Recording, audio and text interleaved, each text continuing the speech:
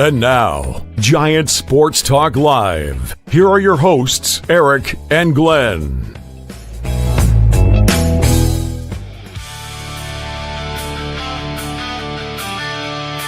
We're talking Giants every day.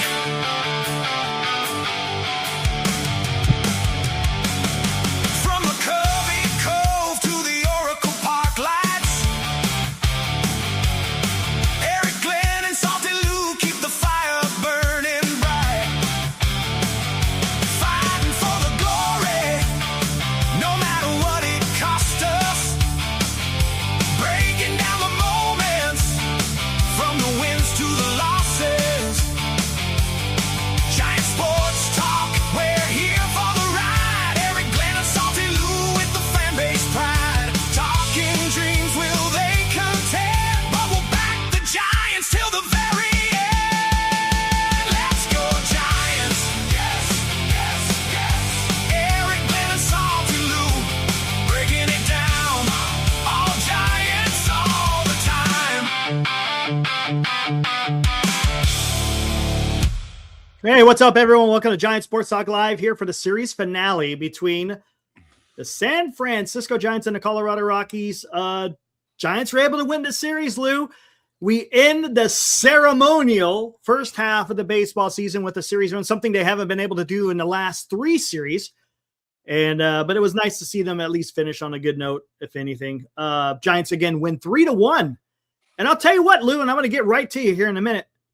That eighth inning was pretty damn good for the Giants, both the top half and the bottom half. Eric Miller came in and looked sharp in that eighth inning, and it culminated with that huge strikeout. That was a beautiful slider he threw to Moniak to strike him out in the end of the inning. And then, you know what? It's funny because I said that's probably one of the best pitches that Eric Miller has thrown all year. And then in the bottom half of the eighth, I would dare I say that Tony Vitello probably made one of his best decisions throughout the season. And that was when Eldridge got that hit. He immediately lifted him, put Grant McCray in there. You knew he was going to steal the bag. And he's over there at first base. What's he do? He steals the bag, puts pressure on the defense. Again, Rafi Devers was sitting over there at third base because he went first to third on that Eldridge base hit. And the catcher wound up throwing it to center field, and in comes, and that's all they needed was the winning score. It made it 2-1. And then Adames actually came through with the base hit because with that throw to center field, McCray was able to take third. And then when Adames got that base hit, that made it 3-1. So I thought that was some really good baseball, small ball in full effect for the Giants. What'd you think about that, Lou? First of all, that's the first time I can remember that we actually put a pinch runner in and they actually went. I could have swore I've seen this 6 or 7 times, especially when you've done this before and you don't give a guy a chance. This whole series, I don't want anybody in the chat to take this the wrong way, but we took 3 out of 4 against Colorado. Last time I looked, the worst team in the league. It wasn't like the Giants. I mean, I almost thought of Glenn today because there was a little luck involved. I thought the best part of the game is literally after the first batter, they were down 1-0. Yeah. I mean, that's sort of hard to do. And, with Giants luck, usually with a crumble, but they came back with Gilbert to tie it up. And then, that 8th inning, I thought what was nice is they created a run. You know what I mean? Correct. They created it instead of letting it come to them. So, overall, nice win. Good way to end this series. But I just want to make sure we know, guys, we're still 14 games below, still a super long way to go. But it's a good way. It's a good way to end it. And, now we get a week off and we come back Friday. I think the other thing, too, is one of the things about Colorado, they don't really have much pitching. I thought, we could have done more. That's just me. But now we're going to Seattle where they got pitching really good. So it's going to be, questionable. But you know what? Hey, we haven't had too many bright spots this year. Really, when you think about it, after opening day where we did our ceremony, at Longbridge Pizza. And, that, of course, was after our meet and greet. It's been slim and none. So I will take winning the series against anybody. And I thought the way they won today was they created the rally. And that's something that we really haven't missed. So they create the rally. I don't know who woke up Adamas, but tell him, hey, thanks for showing up finally and take the week off. But I also thought the good point is the last 2 days, if anything of the series, I thought maybe our pitching. The last 2 days, it's not like Colorado is bad hitting wise, but I thought our two guys were, our pitching's been horrible, but we had two starters, young guys that stepped up. And they did enough to keep us in the game, which is all we ask. And then we got the win. Yeah, I'm glad you brought up the pitching because I was going to go there next because Trevor McDonald had a bounce back performance. Again, it's his performance. Same thing with Roop. Their performances are very similar to what the Giants do. Wild swings, right? Really good and really bad. And today he was really good. Went 7 innings, only allowed 1 run. That's huge, man. He didn't have a whole lot of strikeouts. He got him towards the end of the end of his performance, but it was enough for the Giants to stay in it where it was 1-1 for the longest time. Well, yeah, it was 1-1. It was 1-0 for some time, and then it was 1-1 for quite the time. And it wasn't until the 8th inning where they broke it loose. But yeah, the pitching, right? And that's Lou, we're going to need to know what these guys can do, talking about the young guys going forward, because there's a lot of question marks going into next year. Who is going to be part of this rotation? Is Trevor McDonald going to hold? Is Landon Roop going to be able to hold on to a rotation spot? And I'm guessing they probably are, just for the simple fact that what else do the Giants, unless they upgrade somewhere. I don't know how they do that. Maybe during the trade deadline, maybe they're able to get someone. But yeah, I like what you said about that with the pitching. The pitching has been really good. We got a super chat. Got Justin, our good buddy from Massachusetts, says Red Sox won 9 in a row. Hey, look, and I'll tell you something. One thing I like about that, just to diverge a little bit from the Giants, that's another team that has moved from seller to the buyer. That's, and it helps the Giants because now you don't have that competition. Because look, they have Sonny Gray and they got Aroldis Chapman as a reliever. So maybe they're going to hold on to those guys. So then it helps the Giants be able to sell their guys at the premium, so to speak, since there's not as many teams selling. So that, again, it goes from one column to the other. So that's pretty good. I'll take it. Whatever's going to help the Giants in making this team better. So, but yeah, hey, again, we just got like I like to say, we got the warm and fuzzies, and that's about it. It was they ended the ceremonial first half, and now we take a nice long break. And I got a feeling here during this break, Lou, there's going to be a lot of conversations that are to be had on what the Giants decide to do as far as trades. Oh, they're going to come. There ain't no doubt about it. So we'll see what happens. Lou, I know because both you and Glenn have advocated trying to hit while the iron is hot, so to speak, with a trade. Maybe that happens. I'm not opposed to it, not by any stretch of the imagination. My only concern is I don't want you to get lowballed when you can get something back. You know what I'm saying? It's a risk, right? Because you said it, right? If someone gets a high and tight freaking ball up and in, or if someone takes the wrong step off the mound and they wind up going on the injured list, well, then you ain't going to get nothing. But what do you think? You think I don't think Webb will be traded because the Giants don't have a sack. They don't have the balls to do that, because that'd be like not signing Bonds when there's no other competition. So I don't think Webb's going anywhere unless they get blown away. But here's the thing. When you trade Ray, our pitching staff goes from mediocre to really bad. So why not trade him? You know what I mean? Because Ray's not going to come back and sign a 4-year, $100 million a year deal. All right. Giants aren't going to do that. Luis Ariz. Now that's the other thing. I'm not really sure what they do with him. I thought about 2 weeks ago they were definitely going to trade him. And again, we don't know if it's really Luis Ariz saying, hey, I'm willing to stay. That's what agents are for. That's what influencers are for. It's certain people that we don't know because we don't really know who makes the call. And I really think the other person that I think might get traded that really we've spoken about a little bit, I think Ramos is going to be traded. I think because we have too many people, and you got to remember, Ramos doesn't make big money.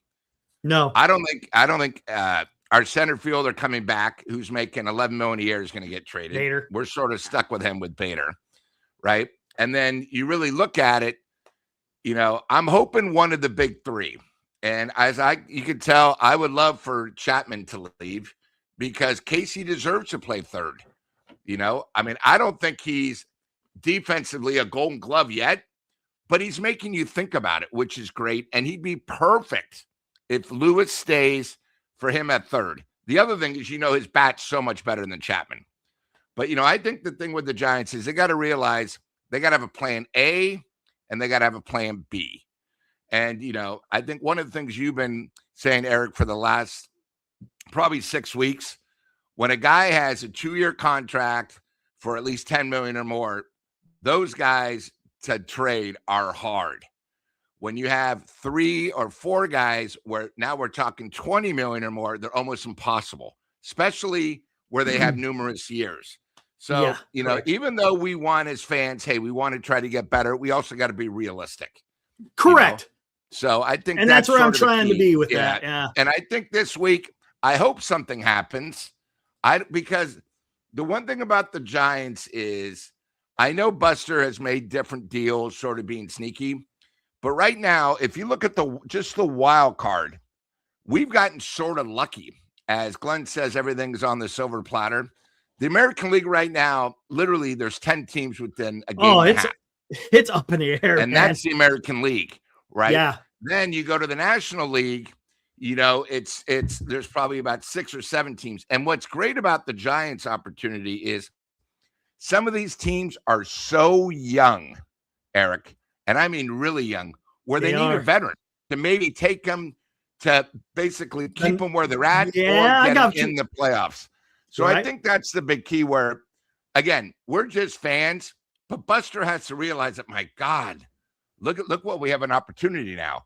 I mean, my God, we got, Toronto, if they beat San Diego today, they gain another game. Yankees are falling apart, right? Because they're pitching. So we can do that. Seattle is back. Teams like Minnesota, Boston's won 9 in a row, so they're hungry. And then when you go to the National League, you got Philadelphia, who knows right now they are going to win the division because Atlanta's just not 100% health-wise. But then you have Atlanta saying, you know what? We need another arm. We're down 2. And then the other thing is that we don't think about what makes the trade deadline so big is Philadelphia, Atlanta, the Cubs are saying, okay, we have enough now to get us to the playoffs, but what is it going to take for us to win to get through the playoffs? And beat LA? So I think that's a big thing. All right, San Diego beat Toronto. The game was on when we first started. It was still going. So I think it's an opportunity where if I'm Buster and Mania, I'm sitting down with smart people saying, guys, we have to be realistic. The team we have right now, we can't win with. So let's start getting rid of some of the dead wood. Let's do this. And the other thing, too, is, okay, say Webb is maybe a C priority, A and B, because other teams that normally would have traded, like Minnesota, for some reason, I don't know why they're still up there. It's sort of amazing, right? Yeah. They were going to get rid of all their people. So right now they're tied for the wild card. I know they're 48 and 49, but they're tied for the third wild card. Well, obviously they're not going to trade Joe Ryan. So that's another starter off the books. But if they keep Joe Ryan, maybe if they add a pitcher like Ray, well, now everything's a little bit different. You know what I mean? So you got to use this opportunity to realize this may be the only time in the next 3 years where the Giants have this chance, right? Yeah. Where you're down in the gutters, you have an opportunity to move some of the dead wood, big contracts. You got to go for it. I just don't want it to be the day after saying, well, why didn't we do this? Why didn't we do that? And then about a week later, somebody gets injured. It's like, oh my God, it's like, can it get any worse?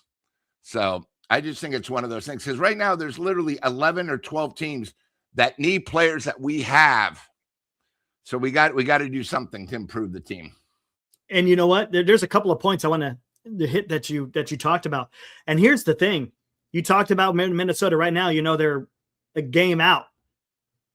That's why I think this is going to go down to August 3rd, because so much. Look, you're going to have by the time the All-Star break is done, you're going to have 2 weeks. What is going to happen in those 2 weeks? If they go into a 10-game skid, Well, they go from buyers to sellers, right? Yeah, and like it's the A's lost 9 straight now on the road. Oh yeah, the A's are terrible So right now. they're now going Terrible. down to 2. But you get San Diego. Apparently they won today, and it could be one of those things. So I think the week after, when the Giants come back home, a lot is going to happen. Yeah, because correct. teams get refreshed, and that first week is huge because either you're in it or you're out. There's no like the Giants. Oh my God, we won. We went 4-2. Now we feel we're back in it when we're still 12 games below. Like we've done in the past. You know what I mean? Mm-hmm. Not everyone's like the Giants front office where they're too scared, but I think it's a big play. I think when we get back from this road trip after the All-Star break, it's the time to go.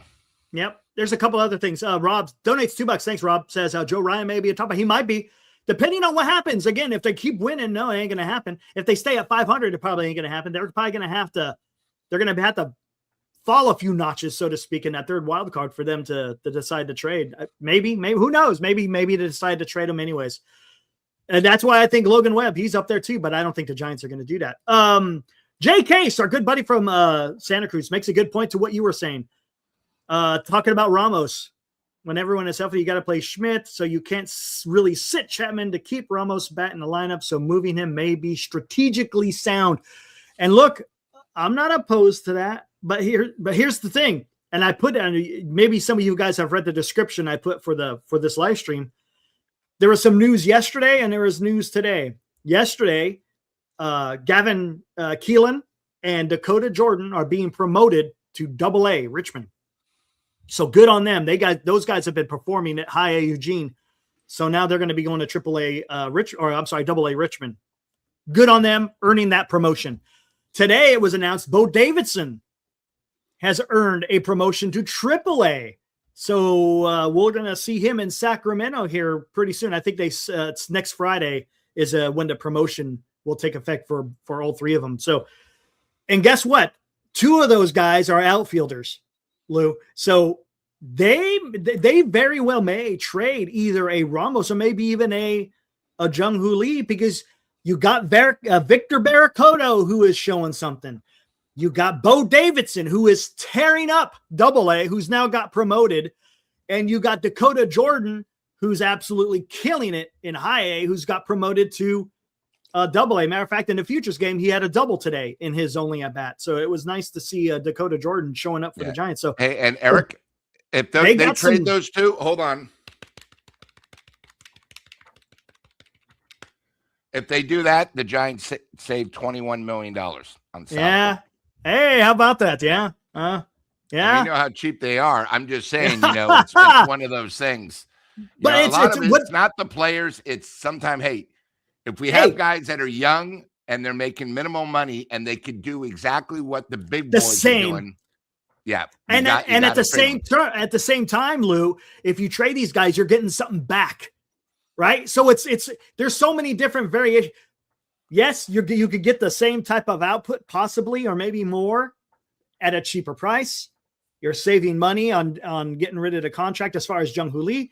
And on top of that, you're going to get stuff back. And instead of only 3 guys that could make it to the majors, you might have 6 now. Or 7. Something like that. Yeah. I mean, there's so many different things that the Giants could do. If they do decide to trade a Ramos or a Lee. I don't know. That's something. And I kind of have it in tiers, right? Of where the Giants are as far as, look, the easy one, the low-hanging fruit is all the expiring contracts. Yep. Ray, Arias, Malley, Hinches. I think Foley is on a 1 year. Again, he's on the big club now. Don't know if they're going to trade him. Brubaker. Those guys are your low-hanging fruit. Those guys have a higher chance of being traded. Then the next tier I got as like Ramos, Jung-Hoo Lee, Adrian Hauser. Again, a little bit more difficult to move because, well, for Ramos, more about the guy still is talented and he's cheap. So that's kind of a risk. Lee, again, it's more not only his talent, but he draws people to the ballpark. I mean, that's a factor. And then with Hauser, it's his contract. You talked about, he's owed $10 million. Well, half of it's already been paid off now, but he's got another $10 million attached to it for next year. So that's a little bit more difficult. The bottom, of course, there's only one, Logan Webb, right? And that's the guy that's probably not highly unlikely that he is going to be traded. So that's kind of got where, like, as far as a tier system on what the Giants may or may not do. And then we'll see how that works out. I mean, can they find a suitor, so to speak? Yeah. Hey, Eric, I have a question. So say on Friday night, Webb pitches, right? Because he's going to, they said. Okay. And say he's in Seattle and he has another ref outing. Oh, that's tough. Are we still going to be able to get what we think we can get if we were to trade him now? I don't know. He'd be 4-7 with an ERA of 4. I'm just saying, that's the stuff you have to think about. You do. 100%. You do. And imagine this. If he didn't have the great June, he'd be 0-5. So I'm just throwing that out there. You got to remember that, we want what's best, but we're fans. We don't know what the Giants are thinking. We don't know, like you have your couple tiered trades. I have a couple. I just think it's one of those that I thought Ramos has deserved to probably stay, because before he came off the injury, he was sort of one of the guys we thought he would get traded. He's come back. He's been strong. So I think his trade thing has gone up. And, I could see a young team where he'd fit right in. I'm thinking of like someone like the White Sox or the Marlins. You know what I mean? Where he's sort of that age-wise and ability-wise that he could fit right in. The question is, again, what will we get for him? And, again, the other thing is Ramos doesn't make big money. That's the other thing. That's why. Cryptic says Ramos will go, not Lee. And look, to be honest with you, Ramos, I think, brings you back more than what Lee would. You know what? The reason why I say that, he's not being paid as much, and his output is pretty damn good. His defense, right, is a little bit suspect at times. But I think Ramos might bring back, just for the simple fact, he's young, he's under control, he's going to be cheaper, and I got a feeling he may bring in something. And time will tell to see what they can see what they. Justin says, "Is there time I can hop on for a few minutes?" Donates $2. We'll see, Justin. We'll see how that all works out. I wanted to also bring up something that Joe brought up. Hey, the Brewers lost 2 pitchers this week. It's actually now 3. The Miz did not pitch today, and they're going to give him 10 days. Yeah. So you now have a situation where you haven't lost one, but you've lost your number 1, 2, and 3 starter. You have the Cubs coming up. I mean, again, I'm always thinking outside the box, and it's not me.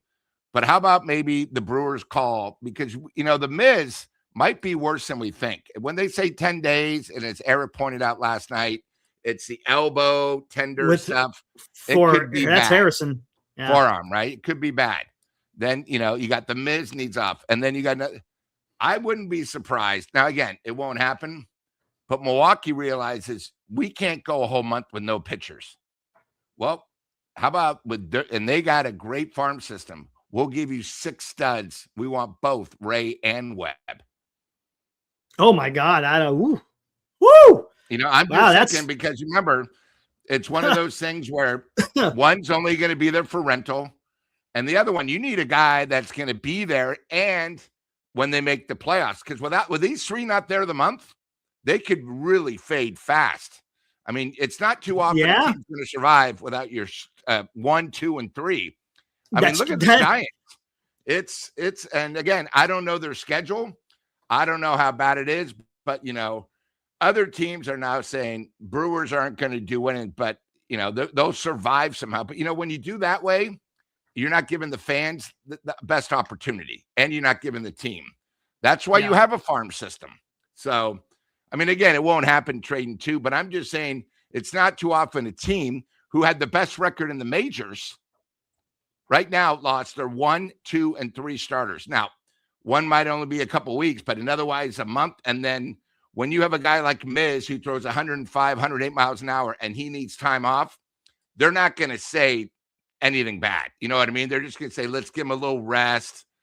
It's so whenever that's happening, a lot of it's BS. Like, oh my God, is he going to be Tommy John? I mean, is he this? Can he not throw 105? There's a lot of problems. And it's one of those things. That's why it's nice when your team games over 500, you can have a little skid. It's just, one of those things. I've never heard of a team in first place that loses their first, second, third starter all in a week. Have you, Eric? Yeah, it's rough. No, I haven't. And look, when you got those wins in your back pocket, it helps. And to your point, and that's why you got to be careful with baseball, guys. Don't get hung up in the short term, because there's still 2.5 months. Well, we'll say 2 months worth of baseball. Actually, more than 2 months worth of baseball left. Which teams are going to fade? Which ones hang around, and which ones will exceed expectations? You got a lot of young guys. Look what's going on. Again, a great example. Joe talks about it. You talked about it, Lou, with the Brewers, right? They've been excelling, but now maybe the length of the season is starting to wear on them. I'm sorry, Mizorowski, he's the whippersnapper. He's incredible, but you can't keep going out there every single time throwing 103 miles an hour. You just can't. To last it a whole season, that's tough. You gotta, to an extent, you gotta pace yourself. Start doing that when you get into the playoffs, right? Don't quote unquote, blow your load in the beginning, or I should say the first half of the season, because you still got more baseball. And we've seen that, with the Giants. Yeah. Remember last year at one time they had the best pitching staff in baseball. By I'd say the end of July, they were the worst, because a lot of these guys, especially young guys, have not gone a full season. When you're in AAA, you might go 105 innings for a whole season playoffs. When you get to the majors, 105 is literally 40% of the season. It comes out, and we've all seen it, especially with the Giants bullpen. And we say it a lot. God, they're using them again. They're going to use them again. We have nothing. Remember the one thing. The season doesn't end for another literally 3 months. Yeah. 2 months. Or basically. 3. So, there's a long way to go. And if you're having problems now, they're going to do whatever it takes to be cautious. Yeah. Let's just take an extra week. And then, hey, somebody in the thing said, are the Giants going to DF Bader? No, I don't see that happening. No, they have had history in the past. I think they DFA'd, remember Tommy La Stella? Oh my God. What a joke that one was. They wind up eating his money. Yeah, but that was like 3 years, $21 million. This is still he's still owed $15 million. Yeah, I know. I don't know what I don't know what well, he's owed $10 million a year, right? Isn't it 21 altogether? $10.7 million. So I don't know. I don't know what they're going to do with Bader. You don't hear anything about what's going on. I don't even know if he's rehabbing yet or anything. I know. It's amazing, isn't it? It's like, what happened to these guys? And they were saying on the broadcast, Chapman may be ready to go for the Kansas City series. He will not be ready to go during the Seattle. So again, who knows? Jason Foley is back with the team, or back. He's with the team now. I mean, look at this. It's July 12th. Remember I said that. Why would you want to sign a pitcher that's not going to be ready until July? You may be out of it. Yeah. And lo and behold, the Giants are out of it. Yeah. But you know what I hope? Honestly, you know what I hope? I really hope that Jason Foley comes up and shows something, because then you could trade him. Because right now he's untradeable because he hasn't shown anything. You don't know anything. So I want to see him get into a few games before the trade deadline. Maybe he could get into, well, you're going to have about 2 weeks worth of games, get a few appearances, and then maybe a team will be, hey, we need this guy, for the push as far as the bullpen. So that would be nice, because honestly, there's no point of having them on the Giants now. The Giants have to go 40-26. After the All-Star break, they have to go 40-26 just to break 500 or get to 500. Oh my God. Just for a team that hasn't won 4 in a row. That's right. Exactly. I know, man. So you start trips on the road right away. I mean, you gotta you gotta play some really good baseball. Yeah. Just to get to 500. So it's just not in the cards, guys. It just isn't, man. Anthony Millard, $2 says Bader signed as a tax write-off. Oh my gosh. Yeah. What are you gonna do? Kevin just said, I met your Strimsky at the St. Louis airport, or at the Lewis airport. Interesting. Good for you. What do you have to say, Kevin? What do you have to say? I know he went on IL, Yastrzemski. Probably going home for some rest and relaxation. Yeah, they're fading left and right, players. Cryptic. Vader fell to the dark side. Last time we saw him, he was killing younglings in the Jedi Temple. Yeah. I get what you're going, man. It's pretty good. I like that. Good stuff. Liam, what's up, Liam? Says, I'm excited for Bo Davidson in the youth. And hey, if he continues showing something, we may see him in September in one of those September call-ups, Lou. And I'd love to see that. You know, it's funny being a fan for the Giants for so long. I loved it when September came around because you had guys that you could actually see.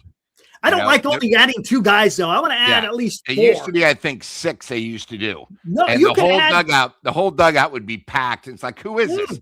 And most of the guys didn't even have the name. It was just. I thought like you could add your entire 40-man, weren't you? I think you were allowed to bring up your entire 40-man.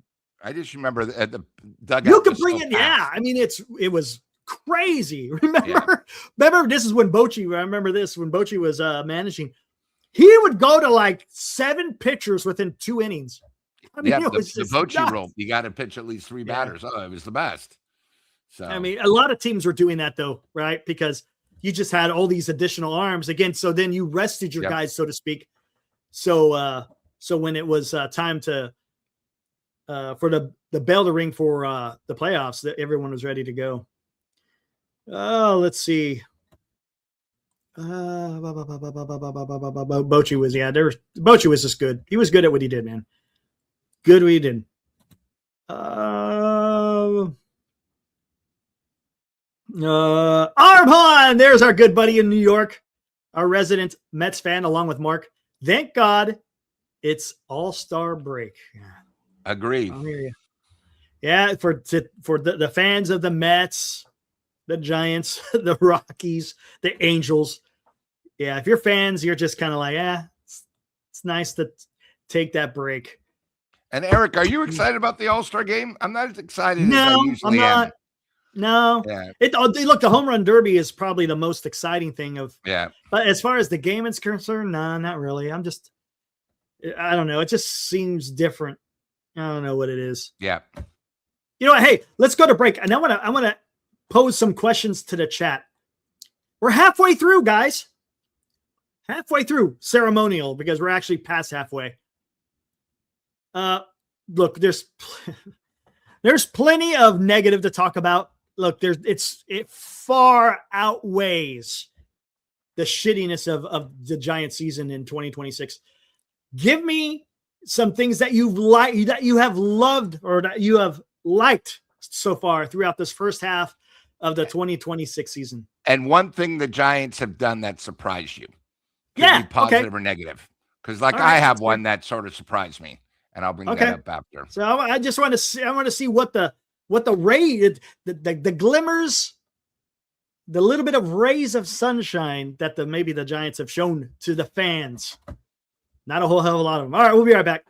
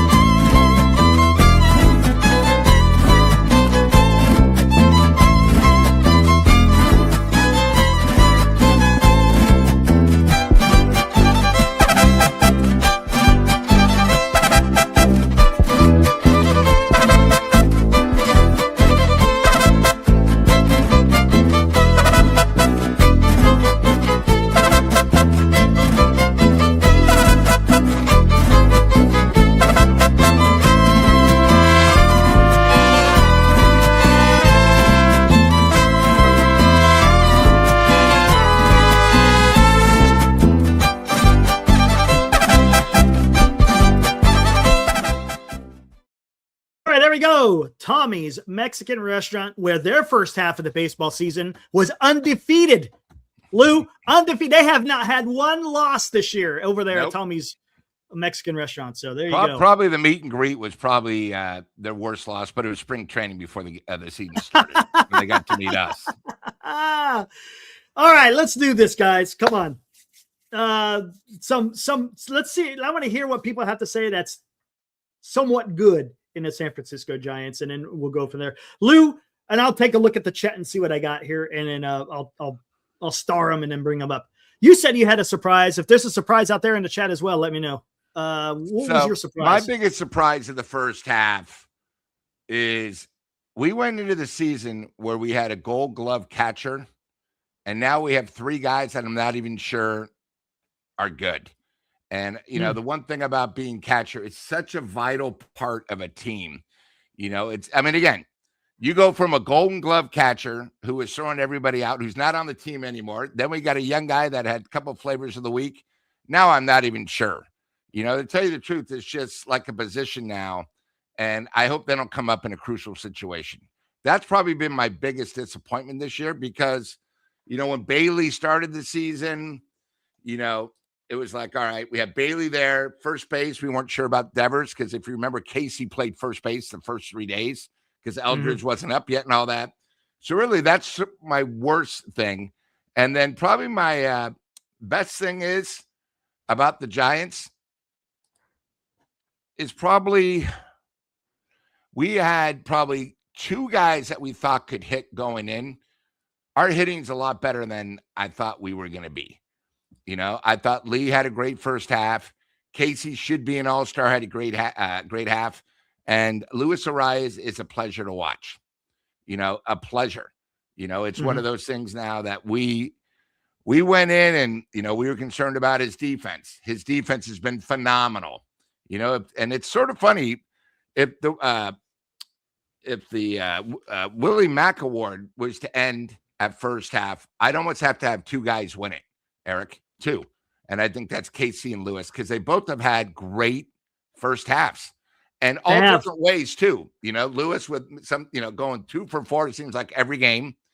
And then Casey, who's just been, a super, super spark plug. We keep talking about Lee and a great year and we don't want to trade him or anything. How about thinking about maybe Casey? Because Casey's still cheap.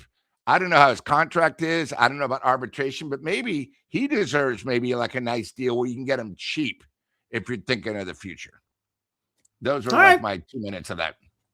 Okay, there you go. You heard it from Lou. All right, we got a bunch in here. Let's get to these one at a time here. Eddie, he comes and says, the heated Tony V yesterday deserved a lot of respect. Really pumped me up. 49ers Red Zone. What surprises me is Webb being an all-star. Ooh, yeah. I can't disagree with that. I mean, do I think he deserves to be an all-star with the performance that he has had? He had 1 good month, which was nice, and that's fine. You got picture of the month. That he deserved that. Did he deserve to be an all-star? I don't think so. Rob Iman, the development of the kids. Yeah, there's something there, Rob. Again, the Giants farm system has come a long ways. There's no doubt about it. That cannot be ignored, and that's good. Again, does it do anything for the now? No, but it does a lot for the future, Rob. All we could do is see where it goes. But yes, I would agree with that. Senior says, love that Eldridge is showing up. All the doubters that he's more than ready to be the face of the team. All right, I agree with the first part. Eldridge is up and showing the doubters. Okay, I'm okay with that. The face, I'm not there yet. I think he has to show more for me to be the face. There's some other young guys there in the major leagues that are far and above. Well, I shouldn't say far and above. That are playing better than what Eldridge is doing, and they're showing, and they're young guys. There's some young guys. Have you ever heard of the Pittsburgh Pirates? Yeah. Nah. They have a guy 10 homers and he's only batted 40 times. Yeah, I mean the guy's amazing. And you got that JJ Weatherholt. And for the Cardinals, there's a lot of rookies. The problem is, guys, we're so in love with our own. Take a look at some of the guys that got called up maybe the same time as Eldridge or a little less and see what they're doing. Not that Eldridge isn't great. These guys are making impacts. And the other thing, too, is we're 14 games below 500. These other teams, because of their young studs, are above 500. So it's a big difference. I'm telling you, man. There's some guys. I know. I was talking about JJ Weatherholt. He got a nice extension by the St. Louis Cardinals. Again, that's a team. Look, yeah, he came out of spring training making the team, and he's already got a big contract. And look, these teams, it's not about the money because teams will pay money. Even these small market teams, which St. Louis Cardinals, I don't know how they're a small market team, but they're considered a small market team because they're a fantastic baseball club. They went out and threw money again because they want to keep their young guys. And a lot of it, of course, is their arbitration. 49er red zones. I love the way Arise plays, or his at-bats and his defense are pretty damn good. 100%. I like it. I'm right there with you. Red zone. Liam, our friend from across the pond. I've liked the Giants farm system if we are counting that. And I'm surprised that Bryce Eldridge not striking out as much, and Rafi Devers' defense. Yes, 100%. I like it. Farm is showing something. We talked about it. Bryce, again, not striking out. That's huge, man. That is huge because again, that can show that he is going to stick. I think where it goes, we're going to have to find out. And Devers at first base has been awesome. That play today, again, with Schmidt starting it at third base, and he sidearmed it over to first base at Rafi Devers. Rafi Devers had the right mind and going to the right side of the bag, and was able to catch it and get that out. So that was nice. Again, his defense. Again, that's just an example from today. But I agree with you, Liam. AC, the best thing about this season is literally Tommy's Mexican Restaurant. Good Look call. at that. Julio would love to hear that. 49er red zone. I love the draft. A lot of people seem to be loving it. Now, I don't honestly. We'll see where it goes. Look, the first couple of picks, okay, they look legit. After that, though, come on, it's the draft. We ain't gonna know. Honestly, I mean, we just don't know. It looks great now in the present. Hey, it's great. But where are they going to be 2 years from now, 3 years from now? Are they going to be progressing? Are they going to be flameouts? Again, it's a story just to watch. But that's baseball. That's why it's so much different than NBA and the NFL, because literally within months of their draft, they're already playing. They're already playing with the big club. Baseball, if you don't have patience, then baseball is not the sport for you. AC, Eldridge looks legit. That's big time. Agreed. Yes. Senior says, love watching Tony V and a youth versus the guy. I think that's what he's saying. I don't know. Excited to watch him blossom into a great young manager. Nah, I can't. I get it. There's Tony supporters out there. I'm not sold. No, I'm sorry. I'm not there. I'm going to have to see much more. And then when I see, I don't know if you saw, again, it's Bob Nightingale, guys. So take it for what it's worth. Bob Nightingale did not pull any punches. I don't know if you guys saw his article out there, but go take a look at it. I'll let you guys decide on what that's all about. But as far as Tony V, I have not been impressed. Just haven't. And it has nothing to do with young guys and vets, well, to a certain extent it does. But some of his decisions and the way he communicates just seems weird. And again, it seems like there's a lack of communication going on, and we've already gone over that. I'm not going to rehash that all over again, but there's something weird going on. And I don't know. I'm not sold. Not now. AC, Casey looks the part. So there are a few, right? Yeah. So again, AC was talking about Eldridge, talking about Casey. There you go. Senior also says, I like watching Posey as he's changed course and building from within, not trying to bind a team that really works. I'm not sold on Buster Posey either. He's made some pretty bad mistakes. Again, communication issues. It seems like he doesn't know. It just doesn't seem like there's a direction. It really doesn't. Maybe there is, but I'm telling you, from what we have witnessed and the off-field issues with the Giants, the on-field issues with the Giants, his lack of addressing pitching in the offseason. Again, even if you're not, quote unquote, trying to go for it, you still got to put together a roster. And that wasn't putting together a roster. That's just absolutely Elmer's terrible, glue, man. It's terrible. And again, with both Posey and Vitello, have not been impressed. Again, that's just me. I mean, everyone can see what you want. Eddie, I could do what I want. You could do what you want, dude. I understand you absolutely have an infatuation with both Posey and Vitello. So you're a little bit biased, right? You're a little bit biased. I mean, you can admit it. It's okay. You're a little bit biased, but I'm not sold. I got to see more. That's me. I'm watching what's happening before my eyes, and if you can't see it, well then okay, I don't know what to tell you. But we haven't addressed the pin in a decade. What's up, Steve? I've always wondered why. I don't know what's going on with that. I don't know. Steven also says, yeah, Tony, again, I'm going back to that because I was in the start, so I don't know what you guys have been saying in the live. Tony V seems cool, but I've had to pull my hair out with his decisions. Hopefully he learns from them and be better next year. Yeah, that's fair. That's fair. That's fair. Let's see. I don't think ownership thought they were really going to contend this year, says JB. Yeah, I know, Abel. I hear you. That's exactly. Hope we can find a team for Devers, says Senior. That ain't going to happen. Maybe. Who knows? But I doubt it. That's a big contract. And I just don't see the Giants eating $200 million. It's what, do you think they get rid of one of the big three? Chapman seems to be the most vulnerable, whether or not it happens or not. Yeah. Good luck. Now, Devers doesn't have a no trade. That said, though, he's got $200 million contract. So we'll see. D-Shot, I'm telling you guys, Posey, Vitello, Manasian are just mouthpieces for the front office. My conspiracy theory, they don't do shit. You might not be wrong. We'll see. It feels like a lot of us this season have accepted we aren't good enough. That's a fact. Just this season sucks. All right, so we got some positivity out of that, Lou. We did. So, and I think people bring a good point, and we've said it so many times. Buster says we have enough in the bullpen by committee. We all know that doesn't work. He fell on the sword.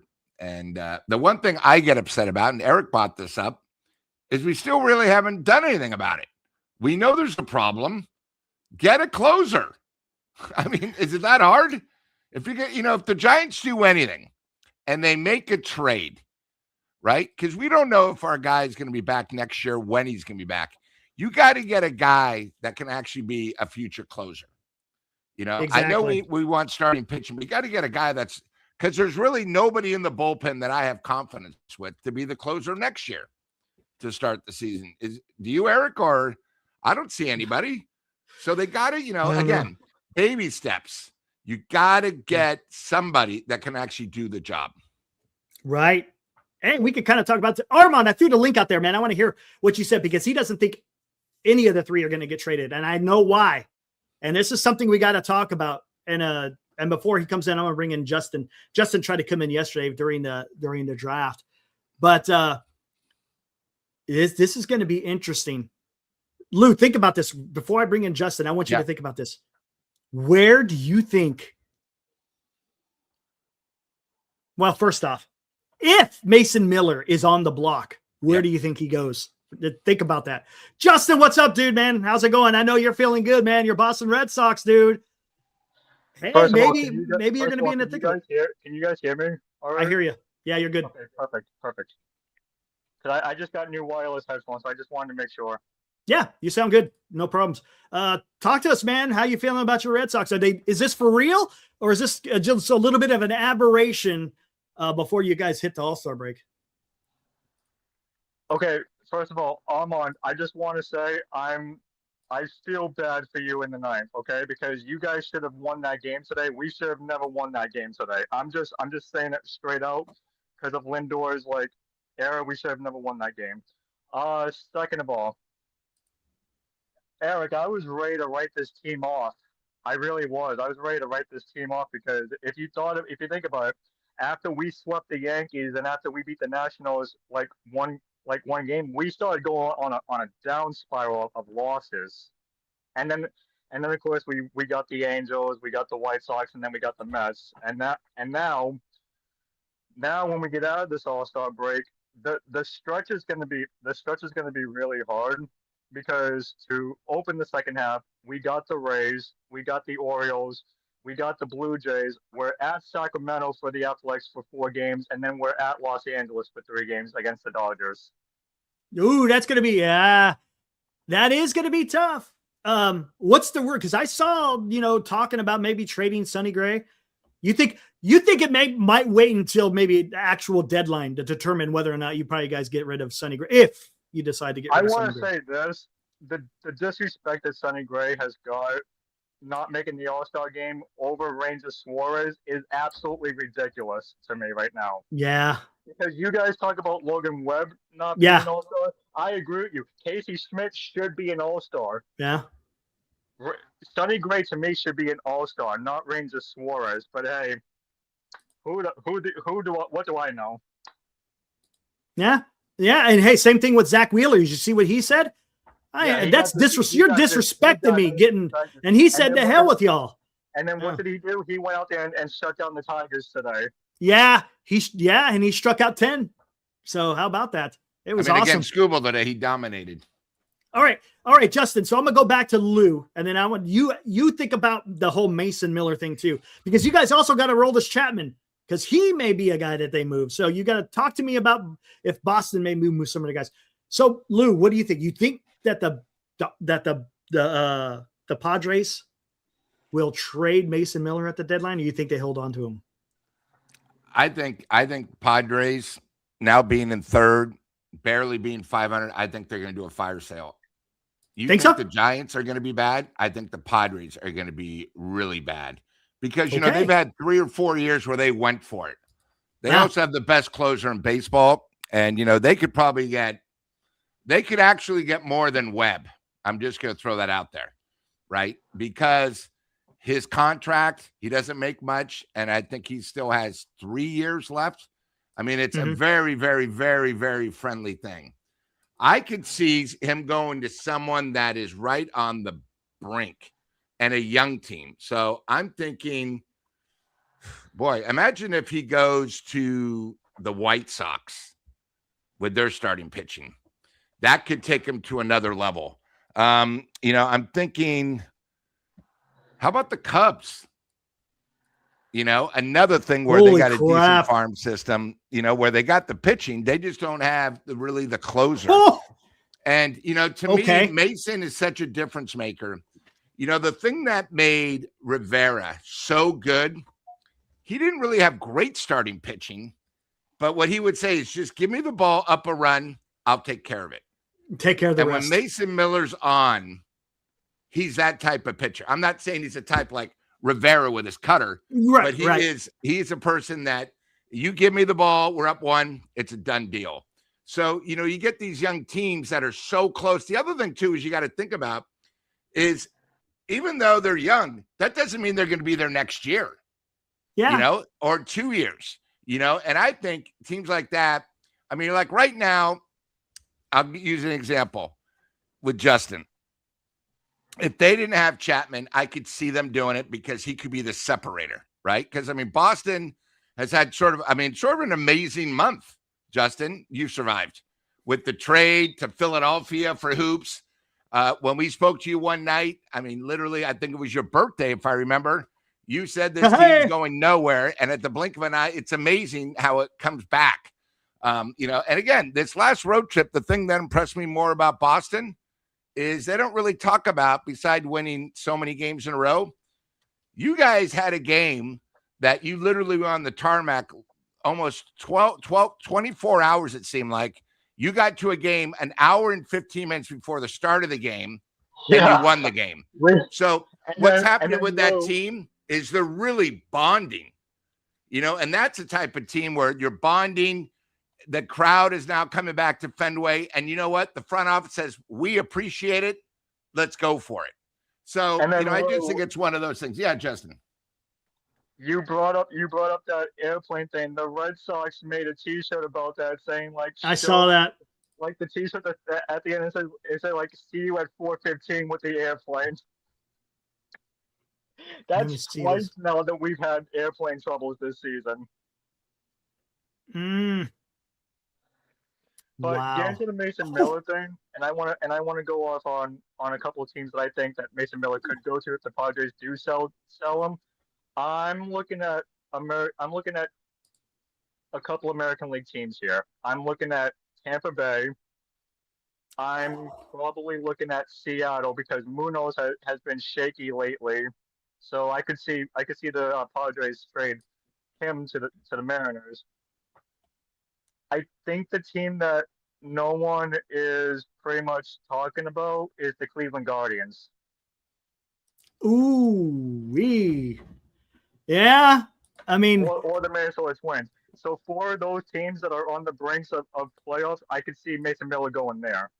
And how about this? Cleveland, remember, had the best stopper 2 of the last 3 years until he got in trouble. People forget. Yeah, I see you, that. Armand. I'm gonna bring you in here in a sec here. All right, I'm just bringing Armand. All right, I'll have you join the conversation. What's up, Armand? Long time no see, dude.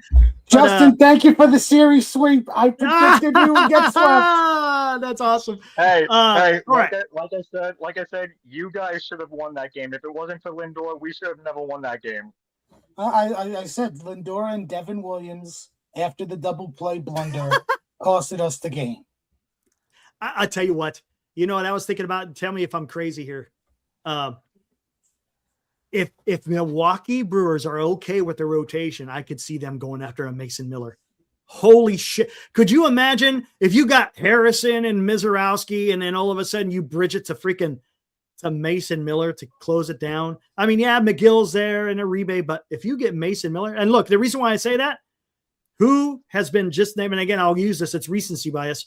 Baseball America just tagged the Brewers at the #1 farm system. So they have the capital. And the Rays. It's just the big question is, do they have the marbles, the huevos, to give up the sack, as Lou would say? But I would also say is AJ Preller open-minded? Because last year he got Mason Miller for Leo DeVries, who was ranked the 3rd best prospect in the top 100.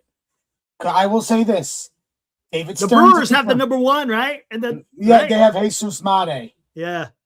So is AJ Preller going to be stubborn and wanting a top 5 ranked prospect in the top 100 because he gave up the 3rd one last year? Or is he going to say, I can get 4 or 5 top 100 prospects from a top ranked farm system from Mason Miller? I'm willing to do it, even if it's not top 10 ranked. Like if guys are ranked in the 20s, the 30s, like below the top 10. Because I know last year David Stearns called up the A's about Mason Miller, and we didn't have a top 5 prospect that was ranked in the top 100 to give up by itself for Mason Miller. And look, to that point, when Preller traded for Mason Miller was still elite. He's elite plus now. Yeah. So he should, honestly, I would ask for that #1.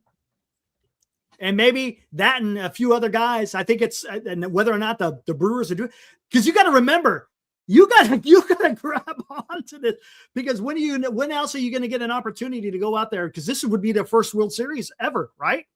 If the Brewers go, yeah, and they could very well win it if their rotation holds together and they don't decide not to adjust the rotation. And using Milwaukee's history, this would be the second time they really went for it. Remember when they traded for CC, who was a rental? I know people have talked about them going for it and trying to get Skubal from Detroit, but them going for Mason Miller, who has 3 or 4 years of control, that would be like getting CC with control, except for the bullpen and not the rotation.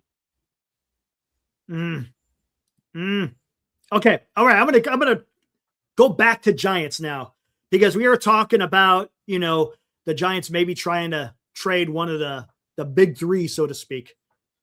And this is a conversation that you and I have had. We've talked about it on the show, and it's something that kind of gets overlooked. It's easy to go and say, let's just move off one of the guys, right?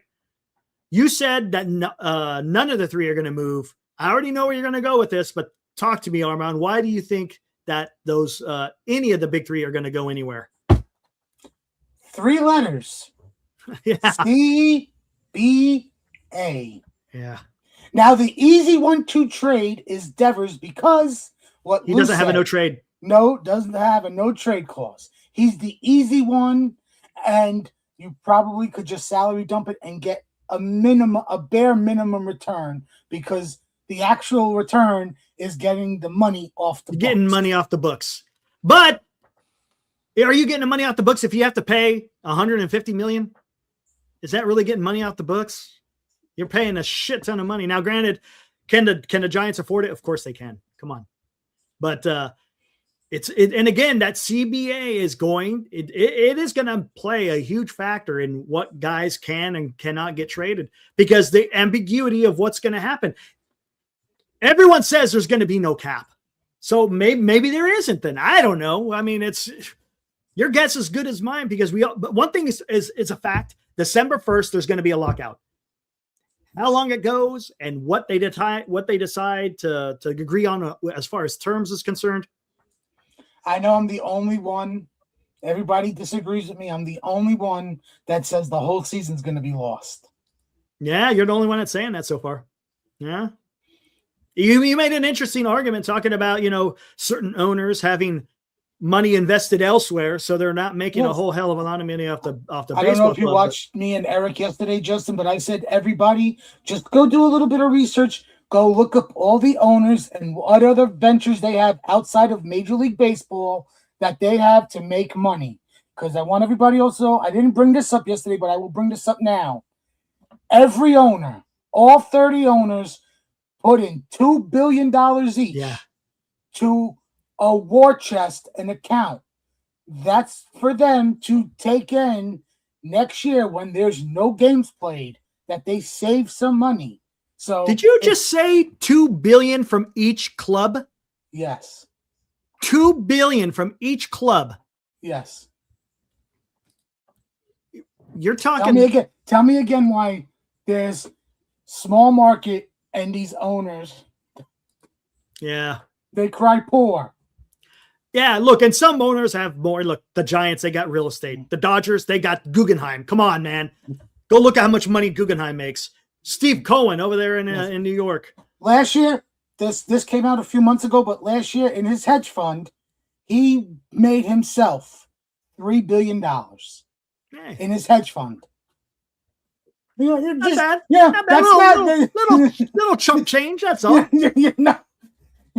Lord, man. But I'll tell you. So, just everybody do a little bit of research on all these owners and what they have outside of Major League Baseball.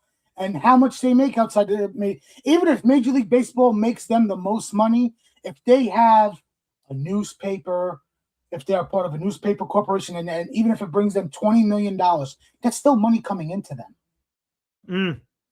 Yeah. Now here's a little task. How much money would they save paying salaries as opposed to how much money they would lose? Does it break even, or is one more than the other? Well, I have no idea, but just think about this. If you're in that Steve Cohen tax, the Dodgers, the Mets, they're the ones that are going to benefit the most. We have to give out a certain amount of money, and that gets spread out to all the other non-spending teams. So that's money right there that, that should be forced to be put into player payroll. Mm-hmm. Think about it. Steve Cohen last year had to pay about $100+ million because the Mets were in the Cohen tax that got spread out to like the Marlins, like to the teams that were small market losing money. You know what? And I'll tell you something, because I'm seeing in a chat talking about if you're able to dump Devers. You know what's crazy? And Lou, this is again because this is going to be Giants related here. The Giants, say they want to try to move Devers. That means you're moving one of the better players that's on the team. I'm sorry, he is. He's one of the better players on the team. Look at what since May 1st, he leads the entire league in extra base hits. His defense has been good, right? But because you gave two other players who stink right now, in Chapman and Adames, you gave them a no trade clause. So because of that, you would have to trade the better player because you're stuck with two worse players because of that no trade. That just tells you how bad the Giants have done this, man. Because that's just because if we were to move off if we had a chance to move off. Oh, let me ask you this, Lou. If you had a chance to move off any of those three, which one would you move off first? If you had the chance, Adames. Which one? 100%. Adames would be the guy you want to move. And you know what? And you can't move him. No, but Because now you have a no that trade trade. clause, money always talks when you have a no trade clause, and if you're going to a winner, it all depends. Do you want to get going for the ring, or are you just happy settling?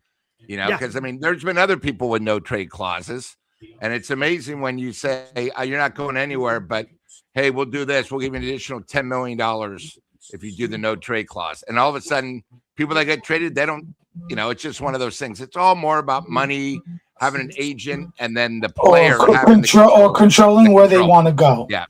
You know, Brandon Nimmo had a no trade clause when he got traded to Texas for Marcus Semien, and you know he called DeGrom. He's friends with DeGrom, who's in Texas. DeGrom gave him some advice. He talked to Pete. Obviously, Pete did not come back, and they did it at the time when. So Nimmo was like, okay, and you know, supposedly David Stearns told him I wasn't shopping you. Texas called me up about you and whatnot, and he called up Nimmo and gave him the information, and he let Brandon, with his no trade clause, says, look, it's your decision. If you want to stay, you stay. You want to go, you go. Brandon Nimmo chose to waive it.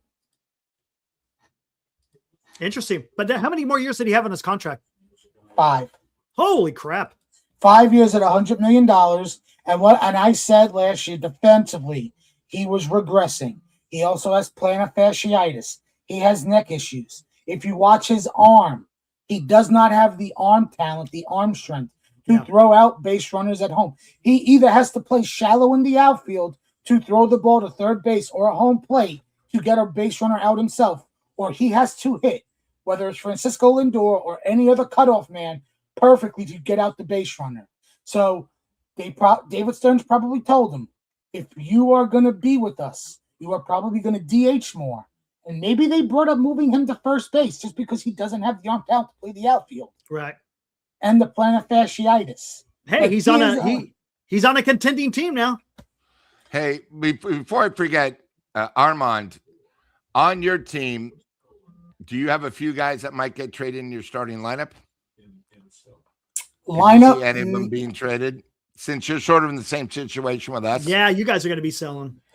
We're probably mostly selling is pitching, Freddie, Weaver, Brazaban, Raley, Minter. I think they should consider Devin Williams, even if they have to eat some money. He's on a 3-year, $51 million contract.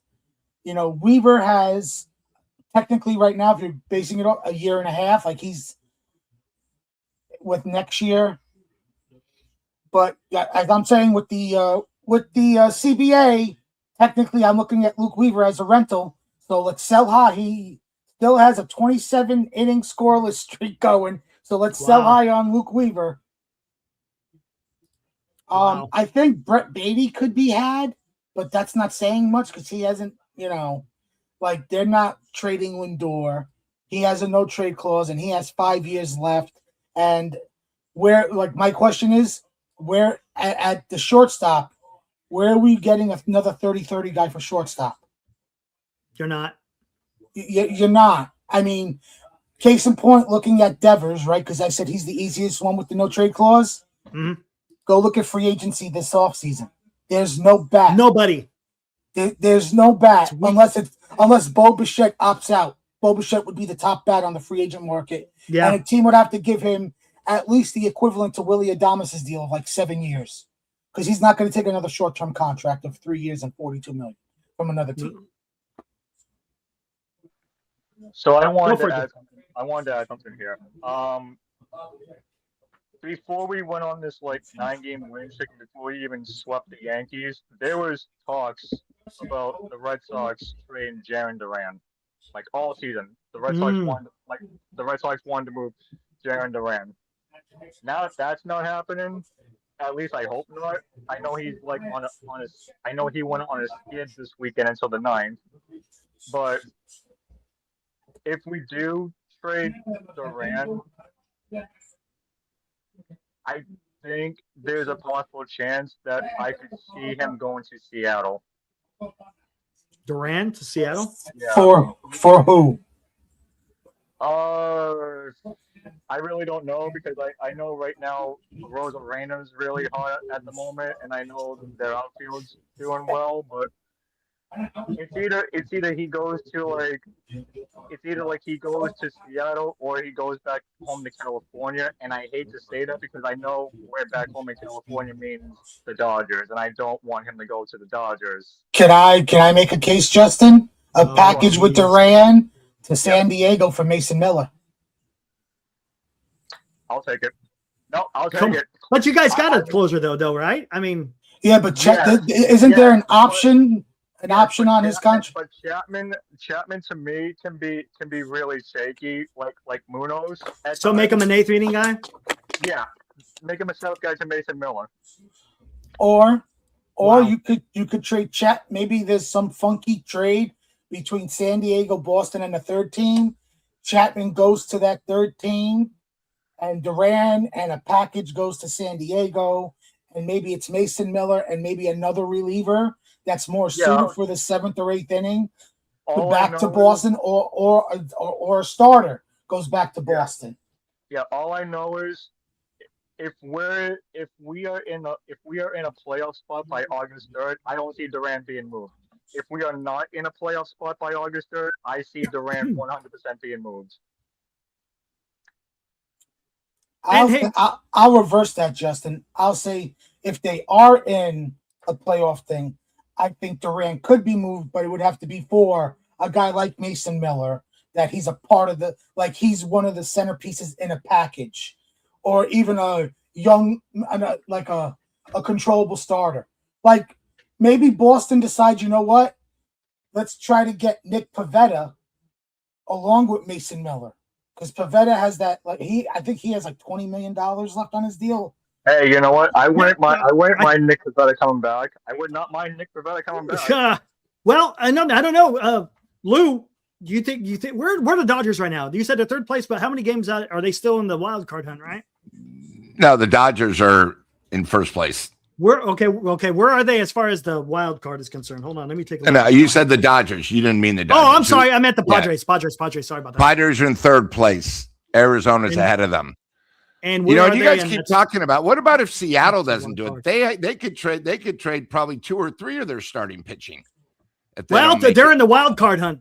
The Seattle Mariners. They're again the next 2 weeks. Anything can happen. Well, Nightingale said that the one that they would trade is Luis Castillo. That's because they want to salary dump Castillo. Yeah. And he hasn't been great this year. Now, Rosa Reina is a rental. He's a free agent, so he's a solid bat that's going to probably get a little bit overpaid this offseason. Hey, I'm just putting it out there. If a Rosa Reina does get traded, I could see him going back to Tampa. You think? And Tampa Bay doesn't pay those big contracts, though. That's the thing. He's a rental. But I was looking at the Padres there, and I see Stephen A. Books. They're 3.5 out of the third wild card. So I don't know, man. They have Arizona. You talk about AJ Preller, Lou, right? And AJ Preller, he pulls magic out of his hat. And hey, you know what? One thing I'll give Buster Posey credit for, he doesn't wait around. But the problem is, with so many teams that are involved in this, and whether or not they're going to be in it or out of it, I think it might wait until the deadline. I'm just there just because of the way that the landscape looks as far as wild card contenders are concerned. Yeah, well, the only reason why I bought the Padres off is they start with a 10-game road trip. So they go to Kansas City for 3, 4 at Atlanta, and then 3 in Miami. That's tough. Who knows how the weather is going to be in Miami, especially when it's the 8th, 9th, and 10th game of the. You got to remember you're off the whole week, and then you go on the road. Before you know it, you haven't been back home in 2 weeks. And Miami it's pretty tough. By Cleveland as well. And Miami's playing some good baseball. Kansas City, they might be able to do something against Kansas City, but against Atlanta and then Miami, that's tough, man. I mean, San Diego really doesn't get a break until they play Colorado and the Giants. Yeah, but you got to do something before the. San Diego has Arizona, Pittsburgh, St. Louis, and Miami, who's in the third wild card spot. Yeah, they're in the third. Yeah. So like They got to leap a few Arizona, teams. Pittsburgh, St. Louis, and Miami. It's 4 teams at 48 and 48. Like is like they're like playing. They're like an average win-loss record, mediocre to bad baseball. Like if they're going to be up and down, very tough. I mean, I'm looking at the American League, and you got 2 teams that are tied for the 3rd wild card, the Mariners and the Twins, and they're a game under 500. I mean, that's just what? Golly, man. I was kind of hoping the Twins would have lost today, but At least in the National League, all the teams who are in the wild card, at least they're games above. It's weird. It's weird, man. All right, guys. Armand, Justin, thanks for hanging out for a little bit. I appreciate you getting your guys' input. We'll do it again. Once enjoy All-Star Week. Yeah. Prediction for the home run derby? Oh shit. I got Kyle Schwarber winning it. Oh shit. Yeah, I think Kyle Schwarber. No, and look, he's in his home park. You got that short right field. Come on, Hey, Kyle Schwarber. One more thing before we wrap up. Just wanted to let you know that whenever the Sox do play the Giants in August, I do look forward to coming on here to talk it with you guys. Sure. And you know what? I'll tell you about it after, but I could potentially see Devers going off against the Red Sox. But I will talk about that when we get to the Giants-Red Sox series preview. Sounds good. No All right. problem. Thanks, Justin. Thanks, good. Armand. See you Thank guys. you, Armand. Thanks, guys. All right. There we go. That was Armand. good. Nice and little break Justin. of those guys. Yeah, absolutely. 100%. Hey, Eric, could the Padres trade for the much needed offense endeavors? No way. I don't, considering They already have what the so Giants, many contracts. Yeah, I don't see that. The And only here's way another they would thing. It's the take look. It's the Devers look, is too. if we Hey. take their right fielder and leadoff guy. Yeah, right. And then come on, man. You want to talk about come on, let's look at what the Giants have gone throughout this year. Do you think they want to add on more of that? That's why I don't think they're going to trade Webb either. Just for that, more than anything, it's not even about the get back or whatever. It's right now because of how many off-field and on-field issues that the Giants have had here thus far in this 2026 season. I just don't see them doing it. I don't. They've taken so much flack, rightly so, right? My God, I don't see the Giants trading Devers to San Diego. I mean, I get what you're saying, but I just don't. In division, that's pretty brutal. No, I don't. Then you're going to be that. seeing him, for 18 games. Yeah, I know. Can't Oh my have that. gosh, man. And again, it goes to say that's why I'm not sold on Posey. That's why I'm not sold on Tony Vitello, because Posey has not exactly hit on all cylinders. Let's just keep it that way. Let's just keep it that way. Got it. I'm not gonna. We could easily get even more into it, but I'm not. I'm not. It's this. This is. Hey, Lou. This is our last show for almost a week. Yep. So Can't wait. dude, it's gonna be a nice break. It sure is, man. Yep. And look, if there's any news that breaks, of course, over this next week, we'll be on here to talk about it. Yeah, we'll be here. Absolutely. So I can't think of anything else to talk about. No, I just want to say thanks, Eric. Fun first part of the season doing the show. Very lucky to have a great sponsor in Tommy, and of course our other sponsors that make us going. And most importantly, I just want to say thanks after a real tough first half to the chat. We wouldn't be here without you guys, and we just want to say thanks for sticking with us. And again, having 5,000 subscribers, that's all because of you guys. Obviously, you enjoy us. And again, it's been a lot more negative than positive, but we want to say thanks to you guys for sticking with us. Yeah, absolutely. It hasn't been a good first half, of course, but appreciate you guys always in here hanging out with us, talking baseball. It's good stuff, man. It's baseball talk, man. That's what it's all about. Yep. Hey, even though it's bad baseball, at least it's baseball talk. But hey, I tell you what, ain't gonna lie. Even it drags, man. we had to put through with Chardol. So yeah, but no, we appreciate everyone being here. So it's perfect. You guys make it fun. You said this a few days ago. I hope the second season is just entertaining. I want to see some individuals. Yeah. I want to see some individual show something, whether it leads to wins or losses, and just go there. And look, when we come back and start doing the shows again, we're getting that much closer to the trade deadline. This team is going to look different. I'll tell you. And most importantly, we're looking forward to Liam when you have a safe flight out here. We're looking forward to meeting you in person, coming to Tommy's with us, and enjoying a ball game live. Yeah, that'll be a lot of fun. I'm looking forward to that. That's going to be good stuff. But all right, let's get out of here, Lou. Guys, enjoy the rest of your weekend. Enjoy All-Star Week. And we'll be back here Friday night for the next post game. All right, guys. Sounds good. Be good. See ya.